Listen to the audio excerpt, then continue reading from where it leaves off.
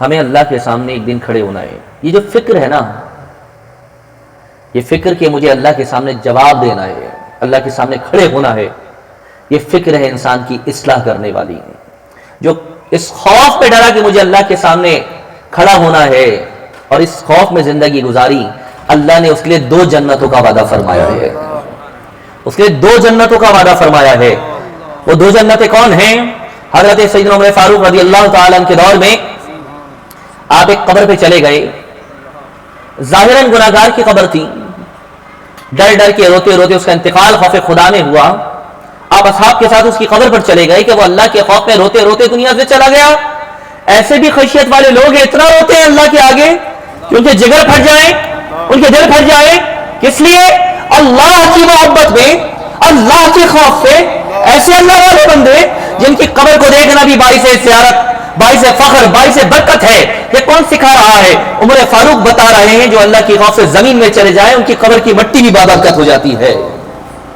قبر پر گئے اور جا کر آپ نے آیت تلاوت فرمائی کہ جو اللہ کے خوف سے، اللہ کے سامنے کھڑا ہونے سے ڈرا، اللہ نے اس کے 2 جنتوں کا وعدہ فرمایا ہے.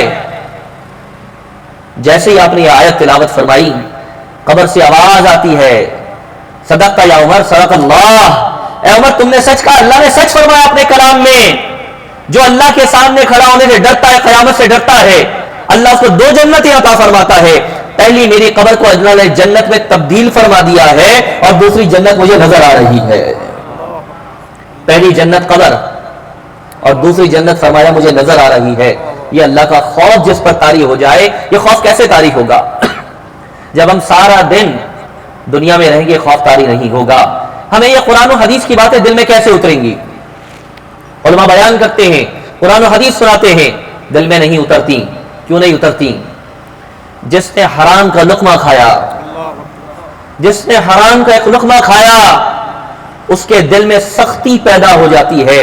سختی کا مطلب یہی ہوتا ہے کہ پھر اللہ کے خوف اور محبت کی باتیں اس کے دل میں گھر نہیں کرتی، بلکہ کانوں سے سنتے ہیں اور اوپر سے چلی جاتی ہیں. ان کے دلوں میں اترتی ہیں جنہوں نے حلال کھایا ہو اور اللہ سے ڈرنے والے ہوں. مساجد میں بیان ہوتے ہیں جناب اصلاح معاشرہ نہیں ہو رہا. اصلاح معاشرہ کیوں نہیں ہو رہا؟ میں نے اور آپ نے کبھی غور کیا ہے کہ ہم لقمہ کیسا کھاتے ہیں؟ حلال کھاتے ہیں. نوکری پہ جا کر کیا ہم اپنی روزی کو حلال کرتے ہیں؟ اگر پوری حلال کرتے ہیں تو لقمہ ہمارے لیے باعث نور ہوگا، بطن کو منور کرے گا. علماء کی باتیں اللہ کا نور بلکہ دل میں اتر جائیں گی، دل پاک ہو جائے گا، روح پاک ہو جائے گی. لیکن اگر یہ قرآن و حدیث کی باتیں دل میں نہیں اتر رہی، سمجھ نہیں آ رہی، اچھی نہیں لگ رہی، تو سمجھ جائیں کہ حرام کوئی نہ کوئی بطن کے اندر جا چکا ہے جس نے دل کے اوپر پردہ ڈال دیا ہے. اب دل کو وہ باتیں اچھی نہیں لگتی ہیں. اس کے لیے کیا ہے؟ اللہ توبہ کرنے والوں کو پسند فرماتا ہے. اس کے لیے راستہ ہے توبہ کر لینا.